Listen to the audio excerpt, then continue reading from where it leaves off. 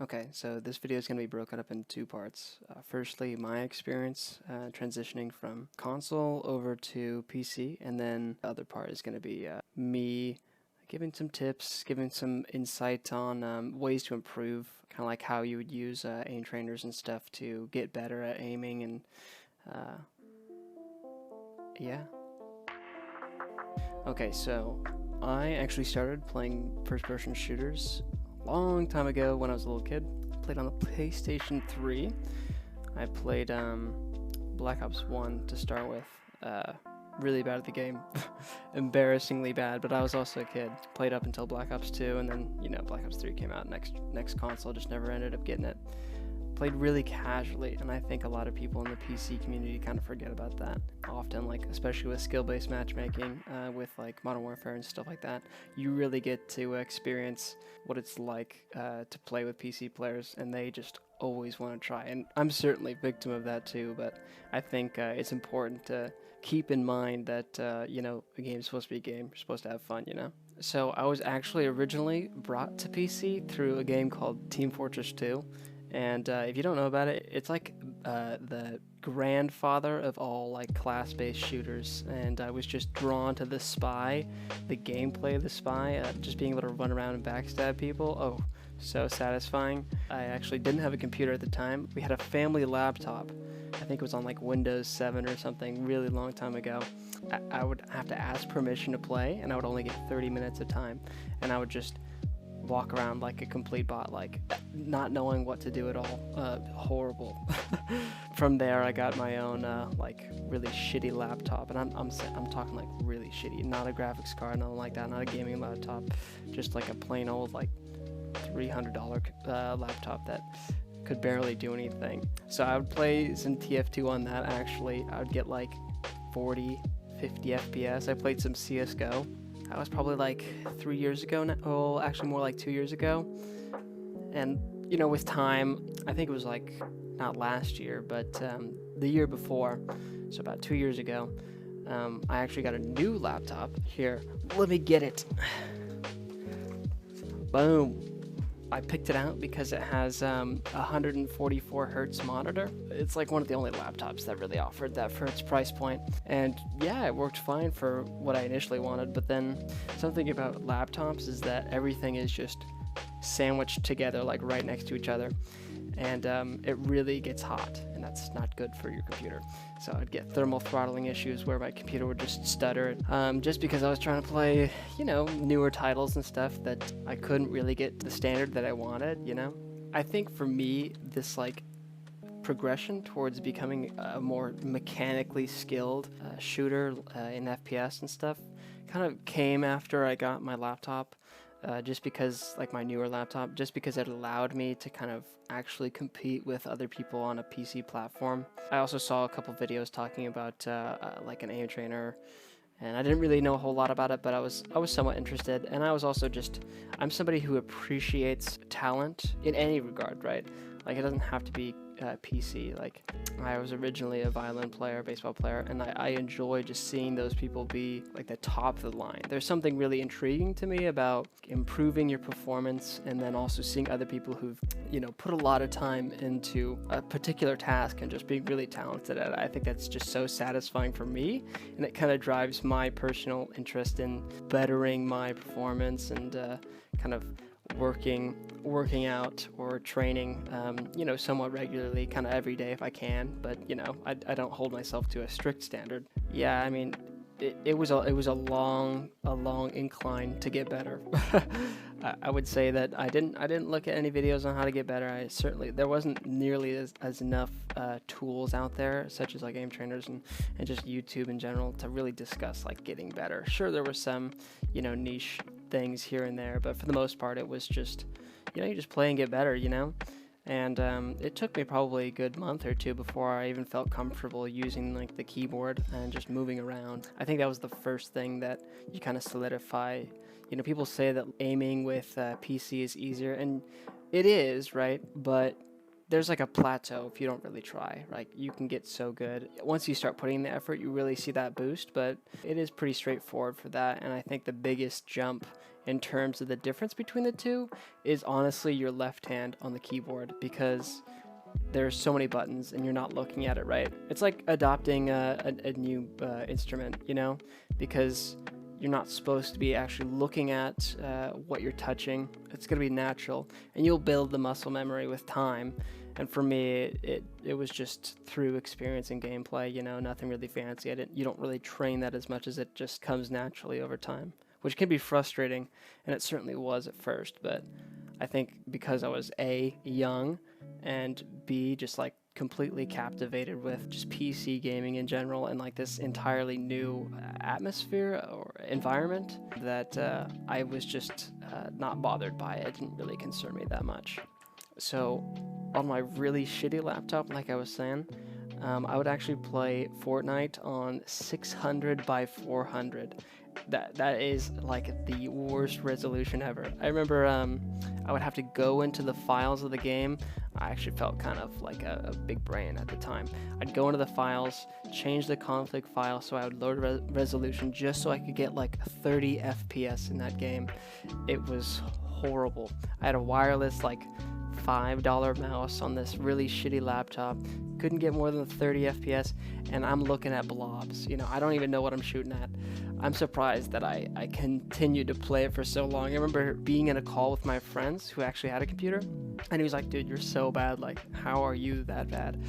And I show him a picture of my computer, and then, you know, they laughed at me and stuff, and I think it gave me a bit of a humility and appreciation for you know, upgrading hardware with time, because a lot of people think that, oh, you go into PC and you need to spend, you know, you need to drop like $1,200 to get just a good computer, which is it's true, and there is some validity in having an initially high investment to get what you want, you know, so they don't have to keep spending money. But there's certainly like this trajectory in which I took, which I don't know if I would recommend it for everybody, but you can work your way into a PC scene and see if you really like it or not. I mean, I've always wanted a better PC. It just had limitations with, you know, finance and whatnot. That kind of prevented me from initially just jumping right into it. You know, it allowed me to be a little bit more appreciative of what I have. Okay, so yeah, I'm wearing a different outfit. It's a different day. Whatever, man. So the one thing I needed to say still was my hours in Kovacs. I actually have like roughly 170 or so. I'll have a little clip here just showing. And that's probably like, I would say within the last like 3-4 months, maybe 6, that I actually started kind of being a bit more consistent and taking those aiming philosophies or practice a bit more seriously. Okay, so I was asked to provide a couple of free alternatives to paying for an aim trainer, and it's kind of a controversial, well, not controversial, but it's kind of a you get what you pay for kind of situation, where I use Kovacs. I got it for $5 during like a summer sale or a Steam sale at some point. I think right now it's priced at like $10, which is, for the amount of time that I put in, I would say pretty reasonable. $10 for 170 hours is worth it. There are a couple of websites that you can use that just use your browser. They're okay. Just make sure that you have hardware acceleration turned on, like Chrome or whatever browser that you're using. Otherwise, it's going to be like super slow. It's going to feel like so bad. But I would say that's probably like, it's probably a good investment to get into, considering if you're going to be doing something regularly. I mean, like, that's what, 2 cups of coffee. It's not that much. You can get it. And if you don't have like a credit card or debit card or something like that, you can just go to a convenience store. And the other recommendation that I would have is you could practice offline in bots. So something I like to do, if I'm getting ready for Warzone, for example, I'll turn up the health. I'll play on like one of the 2v2 maps, like the gunfight maps. I will give them like 200, 300 health and just practice my tracking as I'm following them. It doesn't give you the same kind of isolated scenarios as aiming software, like a training program, gives you, because what aiming software kind of gives you is like it breaks up each kind of mechanical aspect of aiming. It breaks it up into kind of their own separate scenarios, as they're called, and that's kind of what you miss out when you go for the free versions. Kind of like you get what you pay for kind of deal, you know. So when you look at just the bare basics of aiming, you have to make sure that you know a sensitivity that you're comfortable with. And it's a preference thing, I would say. It really depends on who you are as a player and what kind of games you want to play. So I've actually played both. I've played the extreme low, like 400 DPI, and it was when I was playing Fortnite.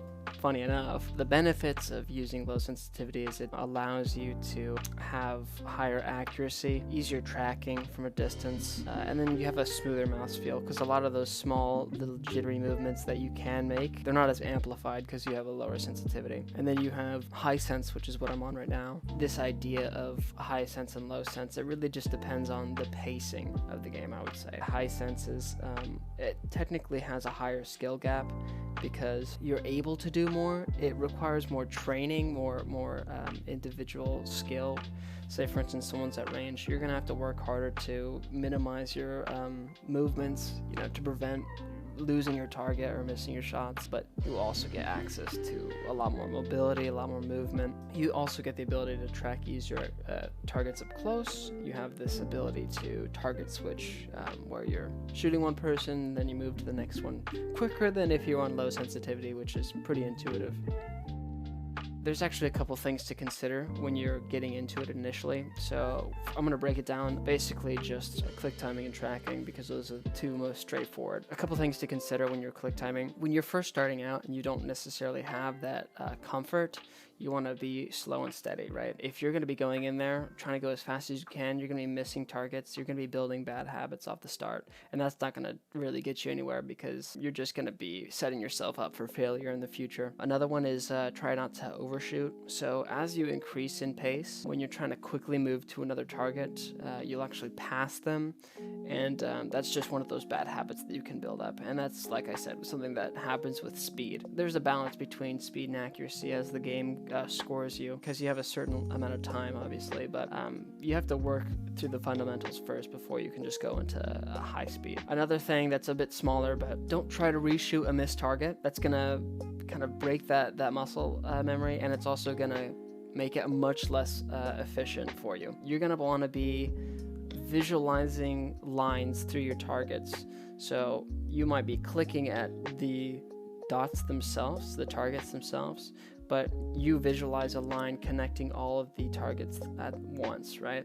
And if you're gonna come back to that, you're gonna waste your time just to get a score, and the score isn't really as important as just overall mouse feel.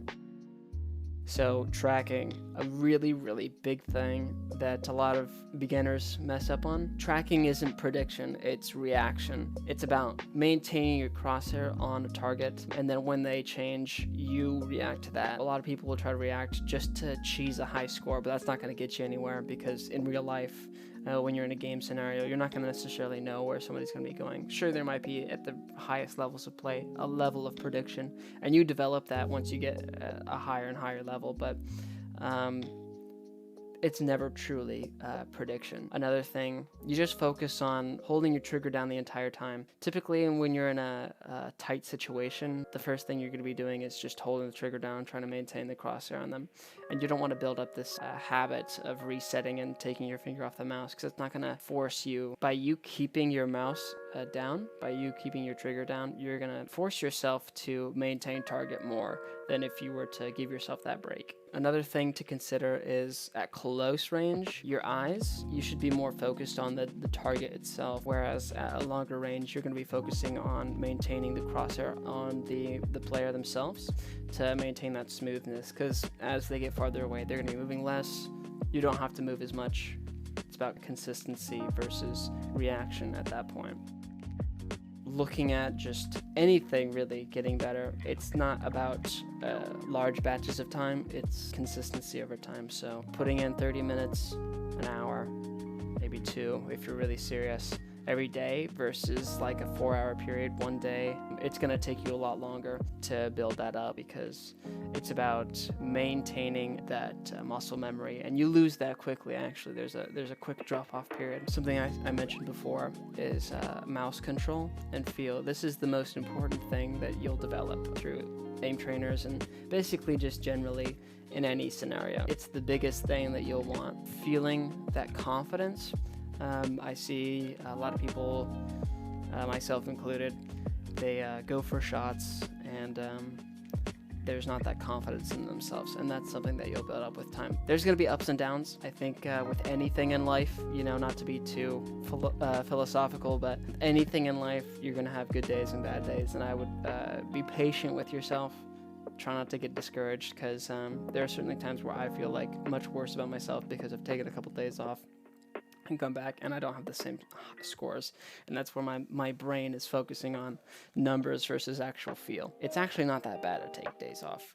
It's recommended that you take a couple days off so you don't get burnt out. Now, the longer the time you wait, the more drop off you're going to experience. You experience the most drop off in performance when you initially stop playing anything, which is why consistency is something that helps with that. Taking 2 or 3 days break if you're feeling like you're worked out is okay, because you'll eventually build it up and you'll actually get better than before. You need time to decompress with anything. Overtraining in any situation, regardless if it's aiming or working out or whatever, will lead to burnout, and you're not going to get anywhere. Alright, well, that's it. I don't know. I have an Instagram. I use that kind of almost every day. And, you're on my YouTube channel. Consider liking, subbing, but hey, you do you. Anyways,